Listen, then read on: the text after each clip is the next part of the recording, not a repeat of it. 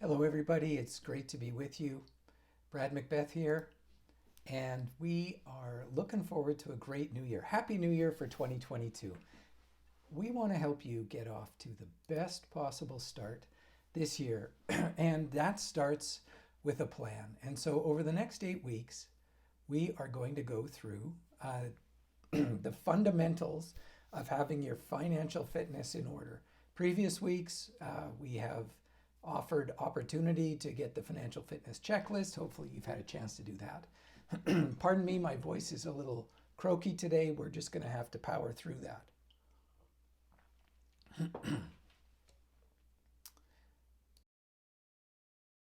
And so, this is the beginning of the year. A lot of people take some financial steps at the beginning of the year, want to take some action. So, today, we're going to start with that most foundational step, which is building your cash flow plan. Sometimes thought of as a budget, but a budget is just a part of it, and it's kind of a limited aspect of it. So we're going to look at your cash flow plan today. We've got some great tools for you. We've put out some links before, and really hoping that you are going to get some great value out of today to build yourself the strongest financial foundation for 2022. Want to thank our sponsors, as always, the Simple Plan community. That's just a great group of folks that are traveling together. We're all working on getting our finances in the best possible condition. And so we invite you to join that. It's free. You'll find lots of people in there who are on the same journey you are. You're going to find tools, tips. We're going to do special lives in there every week, especially for these next 8 weeks. And so you can join the Simple Plan community. Just go to facebook.com/groups/Simple Plan community. And thanks to them for sponsoring our broadcast today. All right, so let's get right down to it.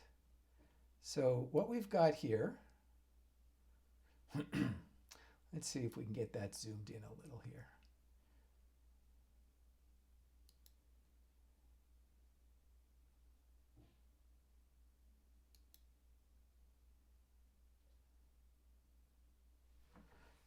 We'll just, oh, apparently we have sound effects now.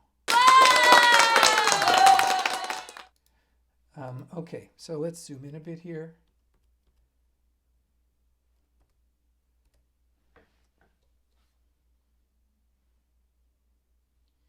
All right, so you can see that on your screen there. Now, this is a beta version of our cash flow tool.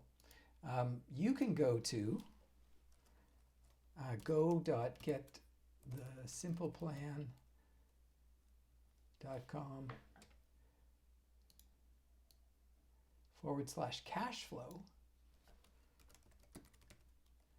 and get the paper version of this. So let's put that up on your screen there for you.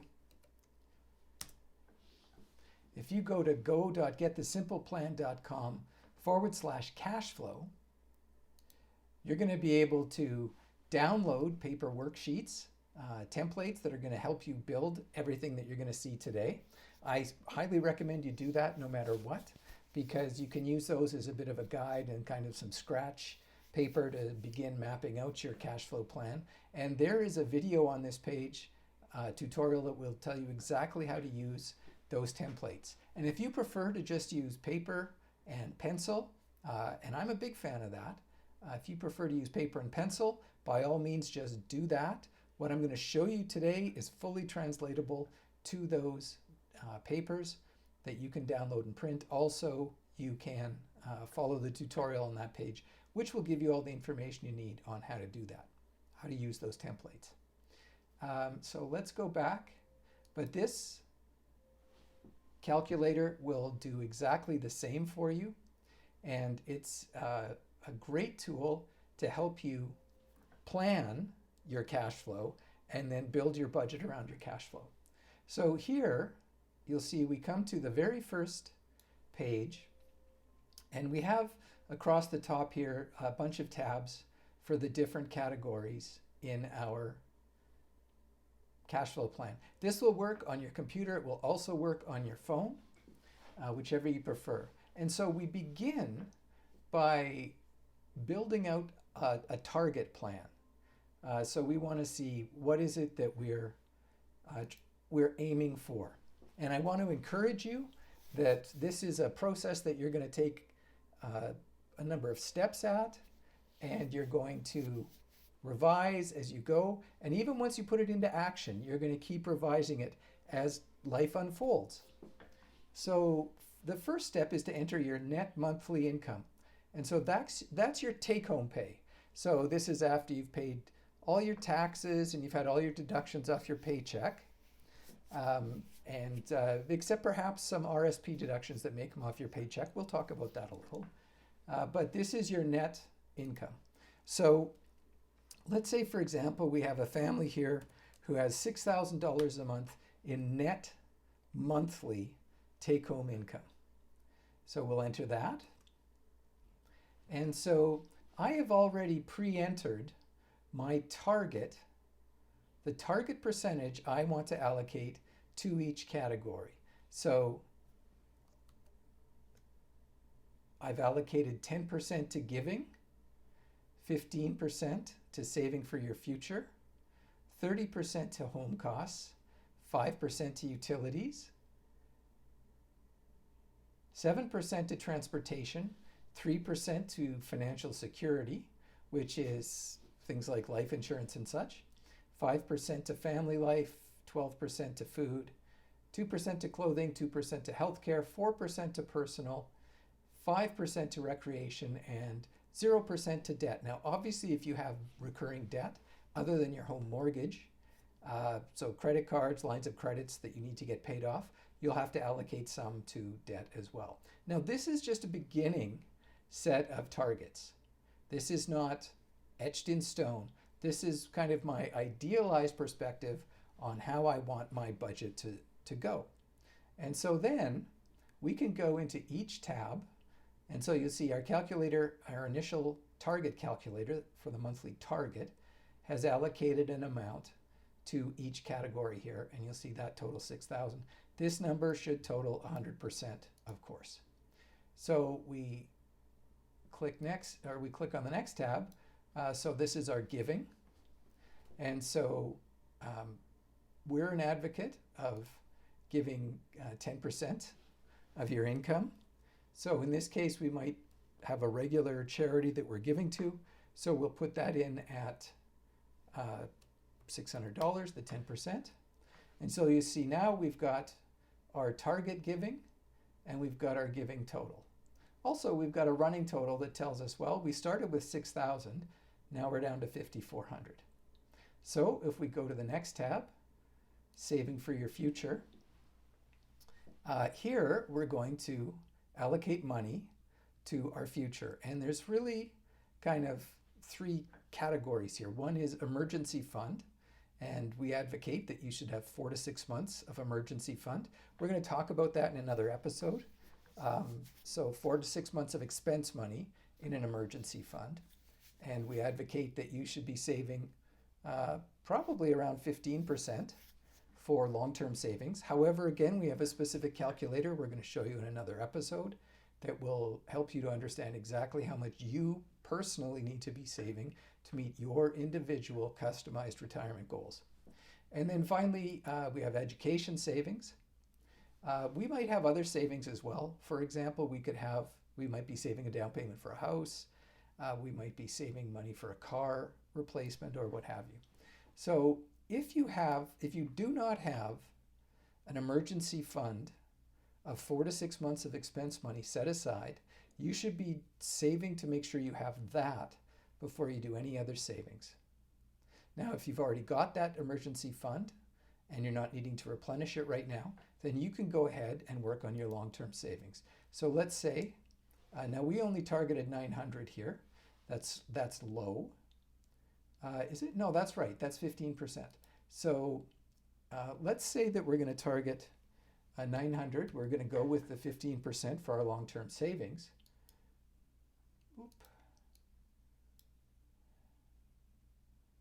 Yes. But education savings, now, if you're using the RESP program in Canada, you have minor children, you're saving up for their future education after high school. You would want to be, if you're wanting to maximize that, you're going to want to be putting aside a little over $200 a month per child. You maximize out by putting in terms of maximizing the government contribution, you maximize that out by contributing $2,500 per year per child. And so that would be, let's call it $216 a month. So if we've got 2 children, we're going to put $432 into that. That is going to generate, so that's going to mean we're putting in $5,000. It's going to generate a government contribution of another $1,000. Now, you'll see here we've actually exceeded our savings total here, has exceeded our target. But we could adjust that here, but I'm going to let that go and show you how we're going to adjust that at the end. Now, we go to our home costs, and we're going to put in whatever our mortgage or rent is. So let's say our mortgage is $1,300 a month, and we're spending $100 a month. Whether you're doing it monthly or not, you're either doing it monthly or you're having to set aside money for your homeowners or renter insurance. So we put in a monthly amount there for that. Hopefully we don't have a second mortgage or line of credit that we're making payments to. If we do, we could enter it there. And ideally we would also be figuring out on our debt page how we're going to go after that to get rid of it. Property tax, we're just going to put in a monthly amount because again, you're either setting money aside monthly or you're paying it monthly or you're actually setting aside a monthly amount. So let's say you've got $200 a month in property taxes. If you have strata fees, you put those in. Repairs and maintenance, now if you're renting, you probably don't have to put much at all in there. However, if you're a homeowner, you need to be putting some money aside. So I'm going to say if you're a homeowner, you want to be putting aside $100 a month for that. There are other larger parts of maintenance you probably need to be thinking about. It would have to be in a special sinking fund, say things like replacing your roof, major infrastructure appliances like furnaces, hot water tanks, and that kind of thing. And also you should probably have a fund going for long-term furniture. It costs money to replace these things, beds, sofas, that kind of stuff. So let's just put $100 a month in there. And happily, our $1,800 costs match our $1,800 target. Utilities, again, these are just generally going to be whatever the numbers are. Most of us aren't that able to make changes to most of these categories. So I'm just going to use my numbers. So I think we pay about $60 a month for power.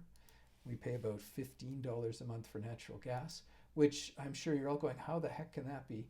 It's because we live in a building that has geothermal heating. And so there is no cost for heating the building.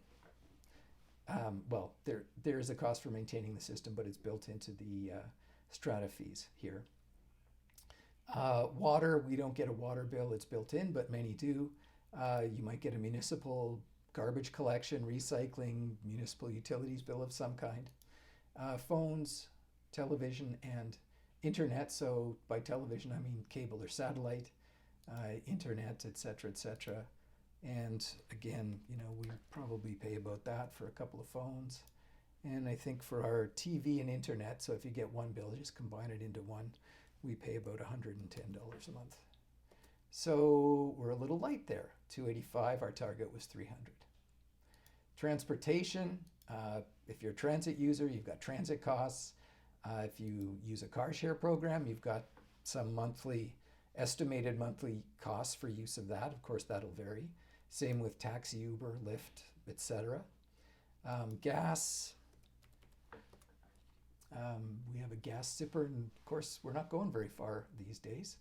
You need to have a fund for regular maintenance of your car. And you've got your insurance. And then you've also got either major repairs, let's just call it car capital costs. So that's either for significant repairs or for replacement of your vehicle. I'm going to call that another $100 a month. So that puts us at 405. Our target was 420, so that's pretty good. Now, of course, these are just the expenses for the type of life that I lead. So, for example, on the transportation here, if you live in urban Toronto or Vancouver, you may not own a car. So you may have an increased transit cost. You may use a car share and taxi, Uber, and Lyft from time to time, and you won't have any gas, oil repairs, and all this other stuff. So it's very specific to the kind of life that you lead.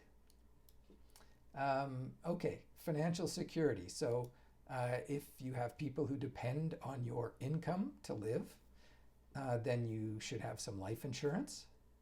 And so maybe if we're a couple here, we've got a couple of policies, we're paying $100 a month. You might have an extended health plan, though that may be included with your work. Hopefully you have disability insurance. Again, many people have that bundled into their benefits at work, but if not, you should probably have your own disability insurance in case something happens to you. So you protect that biggest asset that most of us have that we don't recognize, which is the ability to earn an income. And again, we're going to be going over all these different topics in some of the subsequent episodes over the next 8 weeks. Long-term care insurance, if you've got that. So again, we've come in at 165. Our target's 180. We're a little light again. That's good. Now, we have this family, so that some of these things may apply to you. Maybe you have daycare expenses. Maybe you have costs for your children going to school. Maybe you're paying for some babysitting. You may have child support payments, or you may have spousal support payments. So I put a target in there of $300, but in our case, we don't have any of those, so we're going to leave it at 0. If you have those things, obviously, most of those are probably not discretionary costs. That is, they're costs. You got to pay them, and so you'd be paying those. Food. All right, so we've budgeted $720 a month, so I'm going to say we're going to spend $600 on groceries and another $120 on dining out, coffee, that kind of thing. Now, again, this is very individual. It's unique to your family situation. If you've got 4 teenage boys at home, your grocery bill is going to be a lot higher than that. If you live in a place where food is particularly inexpensive, and it's not particularly inexpensive anywhere right now, but for example, basic fruits and vegetables and that kind of thing are much less expensive in our region in the Vancouver area than they are in the middle of British Columbia where I live. And I think that's pretty true. And of course, if you live in more northern regions or more remote regions, grocery bills can get much higher, doubling. Just basic costs can be double or triple. So you do you. You put in what fits you there. Clothing, now this is an area where we have a fair amount of discretion.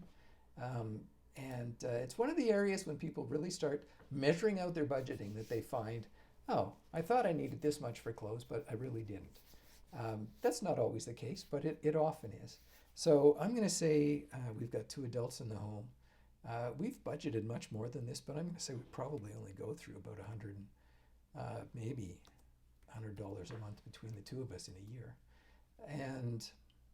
But again, if you work in an office that requires you have nice clothes, there's not that many jobs like that anymore. Things have gotten pretty casual. But if you're working in a place where you're required to have clothes where damage gets done, like if you're a server in a restaurant, if you're having to buy your own clothes for that, you can do a lot of damage to clothes in those environments. You go through a bunch of money on it. Healthcare.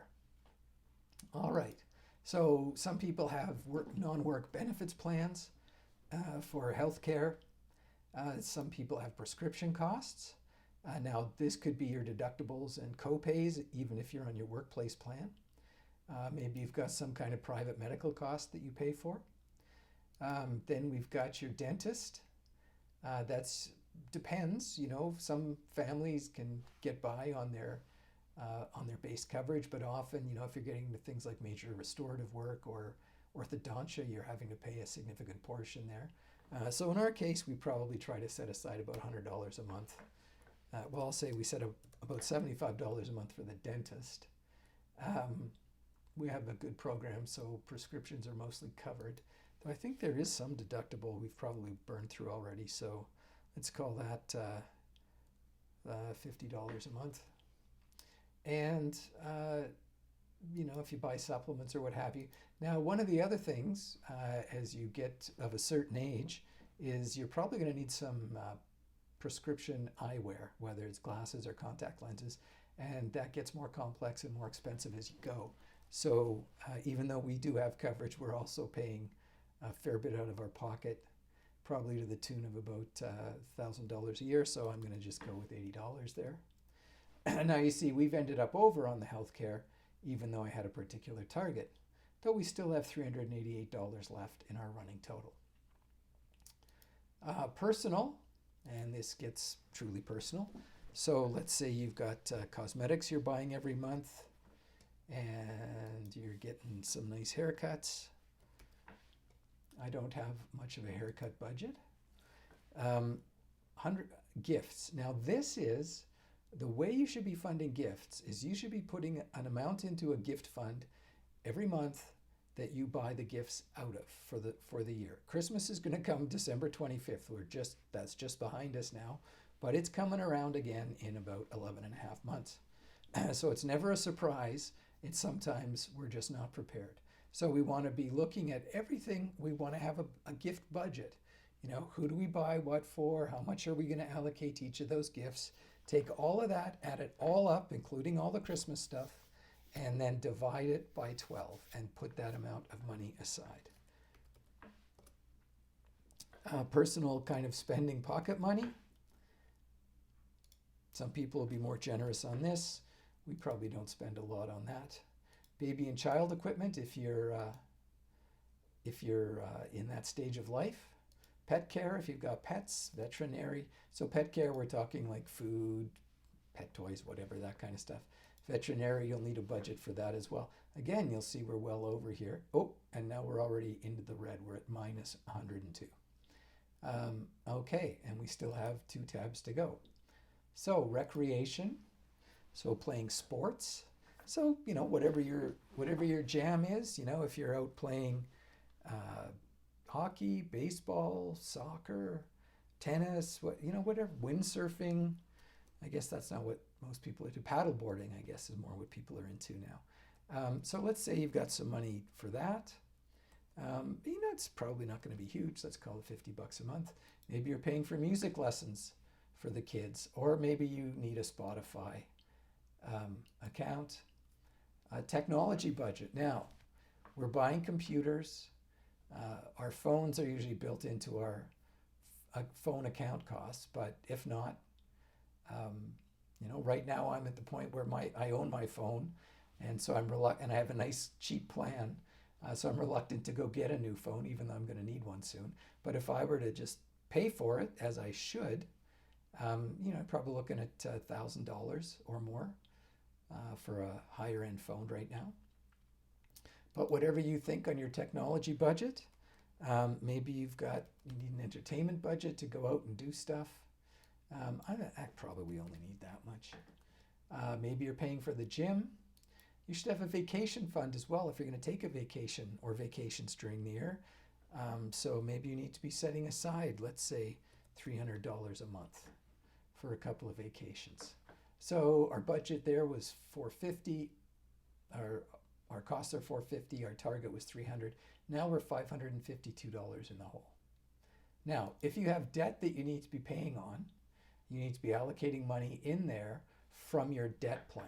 And I'm not going to go into that. We're going to talk about debt planning in another upcoming episode.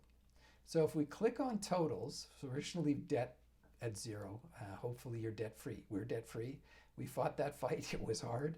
Took us about 2 years, and it was challenging and painful. But man, that's what financial freedom is.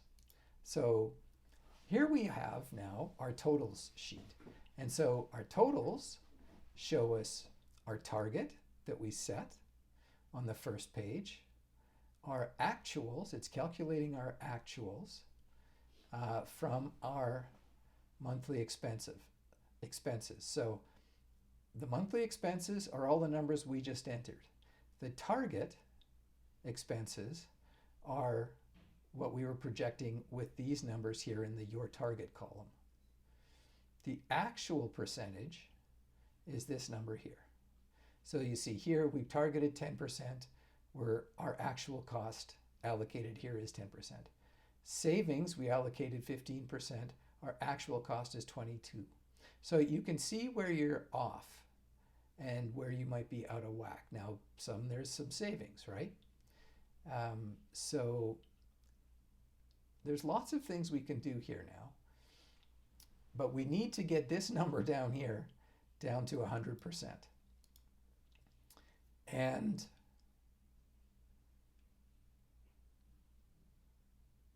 so if we want to make adjustments,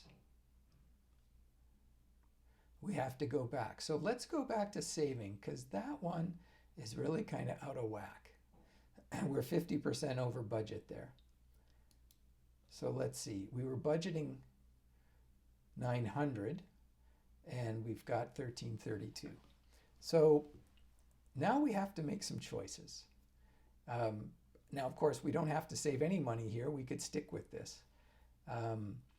If the number that you have calculated for long-term saving, that is for your retirement, if that is the number to reach your retirement goal, then you either need to keep that number there or you need to go back to your retirement goal and adjust it down to a smaller number.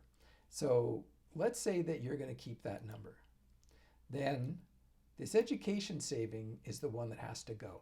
And the reason for that is, even though our inclination as parents is to take care of our kids first, in this category, the way you take care of your kids first is by ensuring that you're not going to be a burden to them financially in the future when you get to retirement. So you have to make sure that you're taking care of your retirement, and then you can take care of their education. There's lots of ways for them to get an education if you don't save any money for them. There's no way for you to retire if you don't save enough money for you. So think of it this way. It's like when the oxygen masks drop down in the airplane. As the flight attendants tell you, tend to your own oxygen needs first, put your own mask on first, and then go to your kids and get the masks on them. Because you need to be well in order to take care of their needs. If you don't take care of your oxygen needs, you pass out, you can't help the kids. It's the same principle here. You've got to take care of your own core financial needs, and that includes planning for retirement. Probably the single biggest weakness where people are in Canada right now. So let's say we went back and we go, okay, listen, I'm going to adjust my retirement expectations down. So I only need 800, and I'm still going to put 100 a month aside for kids' education. All right. So you see what we've done there. We're on our target. Also, we only have a $120 deficit, minus 120. Okay, so let's go back to our totals and see where else we might want to be able to make some adjustments. Now, some of these things are just hard to adjust. You can't change your mortgage payment. You could change your giving if you're that way inclined. You really shouldn't change your financial security if you're covering the basics. Food, we could make some adjustment there. Clothing, we could make some adjustment there. Healthcare, we might be able to, but often you can't really. You can, the long-term cost benefit of delaying dental care is not good. If you go from needing a filling to needing a root canal, you've gone from a procedure that might have cost $50 out of your pocket to one that could cost you $500. Similarly, we really need to be able to see well to do most things in life. So chinsing out on your eyewear, at least having the core. Now, maybe you don't need those fashion frames. Maybe you can go to the discount place and maybe they aren't quite as good a quality, but you can save some money there. So the next place where we've got a big discrepancy are these two, personal and recreation. And I think we can go and make some adjustments in there. So let's go to personal. All right, could we go cheaper on our haircuts? Could we stop coloring? Could we whatever? Very personal decisions, and they're just up to you. Now, this is one area where you could definitely make some change and say, well, listen, maybe I need to dial back my giving a little. I think a lot of giving has gotten out of hand, and it's really not as necessary as we feel compelled to do at Christmas. So I'm going to say, well, look, let's scale this back by 25%. We'll go to 150. Okay, so now we're just $70 off getting things sorted here. So could we save? We've got $450 here. We have a $300, and we have a $70 deficit. All right, so what shall we cut back on? You could cut back on your sports. You could reduce your entertainment, but that's not a very elaborate entertainment budget. Maybe what we can do is save some money here. We'll go to $250 on our vacation. So that's $3,000 down from $3,600. So we're going to stay at not as nice a place. We're not going to go as far away. We're going to wait longer between vacations, whatever that takes. So finally, we have $20 more to save. Now, to be honest, $20 is really just the margin of error. But, for the sake of having it straight, because we want to be at 100% here, not 100.3, where are we going to go save our $20?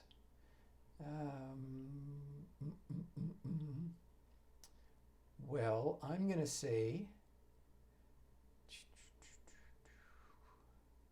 let's go save it in our restaurants, in our restaurant budget. So we go back to food, and we just say, you know what? I'll scale that back by $20 a month. I'll just spend $100 dining out, going for coffee. And there we have it. So now this is our cash flow plan.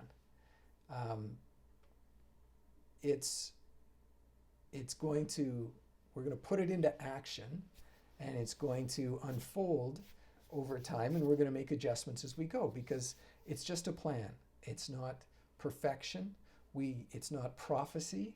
It's just a plan, and we're going to track our results every month and see how things go against our plan, and then we're going to adjust our plan as we go. Now, the other aspect of our cash flow plan is we have to manage how our money is moving in and out. And that's why many people have cash problems these days, is because they've gotten to a point where they don't quite know their money. They don't really know where and when their money's coming and going, because there's so many ways for that money to move around. And so this is why we're big advocates of using cash and using your planning tool of some kind to track how things are going. Now, if you're, the reason I'm an advocate of using cash, at least for a number of months, is because it gives you a real feel for your money. And so you can pick your categories, and we'll talk about it in the Facebook group. How can we use cash? You can pick your categories, and then you go and get cash for the categories where that applies, because you don't need to use cash in every category. But there are some particular areas where using cash can be very effective, and that's primarily in the discretionary spending areas. So I'm just going to go through each tab quickly and say, you may or may not, you don't need to use cash for regular giving. That's a planned thing. You may just use your debit card, e-transfer, whatever it takes. Saving for your future, again, you don't need to be using cash for that. Home costs, you might want to do that for your repairs and maintenance. Also, you're going to have kind of a little separate slush fund that you're going to build for your long-term furniture replacement. But the repairs and maintenance, you might put that into cash depending on what you're doing for. Remember that repairs and maintenance is not for like replacing your roof, because it's not enough money to do that. Those long-term kind of capital replacement costs of a house, you need to be allocating for in a sinking fund. All right, utilities, again, it's really not much point in using cash for that. That's mostly true for transportation, but if you use a car share if you use these top three categories and you're not getting like a monthly transit pass, then that is probably a good candidate for cash, because you can kind of balance out, allocate. Should this be something where I take the bus or the subway, or should this be something where I take the car share program, or should this be one where I take a taxi or an Uber or a Lyft? And of course, different circumstances stipulate different things. If it's 3 o'clock in the morning and you're going somewhere, transit's probably may not be that viable, and the car share may not be that viable at that time. So that could be an area where you use cash. Similarly for oil repairs and tires, that might be another area where you use cash just to help keep track of things. Financial security, there's really nothing there you're going to use cash for, nor mostly for family. Food, I would definitely advocate using cash for, because one of the areas a lot of people need some assistance is in how to manage a grocery budget. And it's really hard to do that without getting a real feel for how much things cost. And it's much easier to do that using cash, at least initially, until you develop a real sense of, well, is this, really is $4 a pound a good price for tomatoes or not? Is $15 a pound for beef affordable or not? Those are the types of questions it gets easier to answer when you have a clear handle on your money coming and going, and cash flow, or using cash, is a great tool in doing that. I'll say that's similar for clothing as well. And once you go to these kinds of methods and are using cash, you'll find that you start to get a different sense of, it's not the same as, I went to the store and I liked this suit or this pair of pants or this jacket, and I just pulled out my credit card because, I need a coat. Well, and that's true, you probably do need a coat, but do you need a coat that costs $200? Or can you get by with the one that costs $75? Or maybe you've got enough money in your clothing fund where you can say, listen, I can spend $400 on that coat because it's going to last me 10 years and I really like it. Those are the things. The cash flow plan and the way we approach this, it's not a system for kind of oppressing you and telling you what you can't do. It's actually a system for telling you with great certainty and comfort what you can do. And it's an enormous way to lift the cares and worries and burdens of managing your money. You get away from this kind of innate, ongoing anxiety that people tend to have around monthly spending. So you get the sense there. We're going to talk some more about using cash and what that's all about. And we will look at that in the Facebook group. So that's what I wanted to cover today.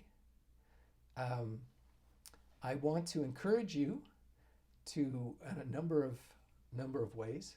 First off, you can go, just let me get that for you.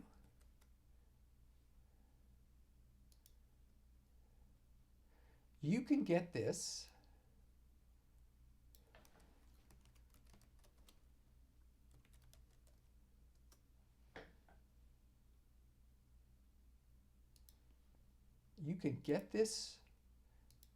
tool. You can use this tool, find this tool, and it will save all your information. When you go back the next time, it's going to be there. You can print this. You're going to see some changes. This is a beta version. We're continuing to work on it. But you can go and get that. Let's put it up on your screen there for you. And just let me show you again what you're going to see. This is what you're going to see when you go there. That's the front page of it. You start with the plan page, the plan tab, and you can get that at bit.ly, bit.ly/SP Cashflow. Now, again, this is in beta, so we're constantly, there's a couple of, I even noticed as we went through it, there's a couple of funny little typos in there. We'll go back and work on some of those. We will be making some changes over time. We're always improving this tool. So you can go there, again, one more time, bit.ly/SP Cashflow. Now, also encourage you to go and get the worksheets, because they'll help you just for your planning. So go and get the worksheets.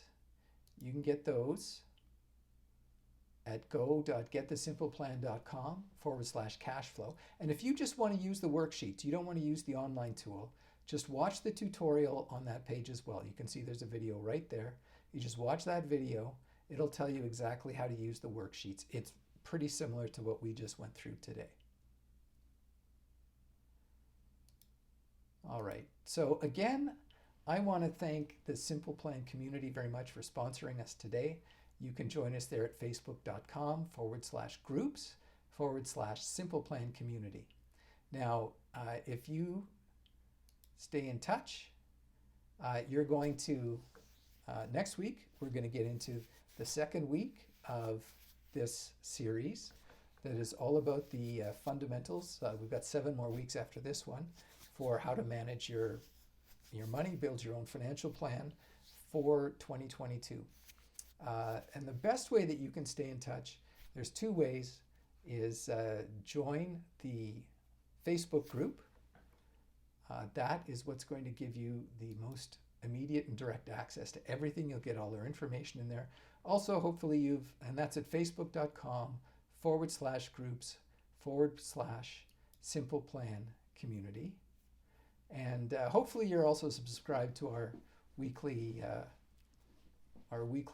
email that goes out that has tips, great encouragement, links to the current broadcast and the next broadcast, and a whole archive of helpful tools to get you through managing your money in the way that to get exactly where you want to go with your finances and eliminate financial anxiety and stress forever. So once again, thanks very much. You can find us on Facebook at, what is our Facebook address? You'd think I'd have that memorized. Well, just go join the community. It's facebook.com/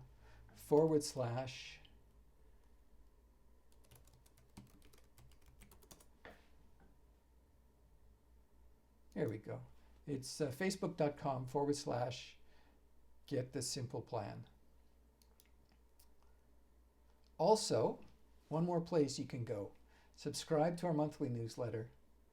You can see it on your screen there. go.getthesimpleplan.com/subscribe. That's go.getthesimpleplan.com/subscribe. I'll just show you that page quickly here. There you can see it. You can subscribe to our weekly newsletter. That'll give you all the information for everything that's going on with us. So we look forward to seeing you next week. Find us and follow us on Facebook. We're on YouTube as well. And Instagram, Twitter. You can find us on all those platforms. Thanks very much. Been great being with you. We look forward to helping you launch the best financial year you've ever had in 2022. We'll see you next week.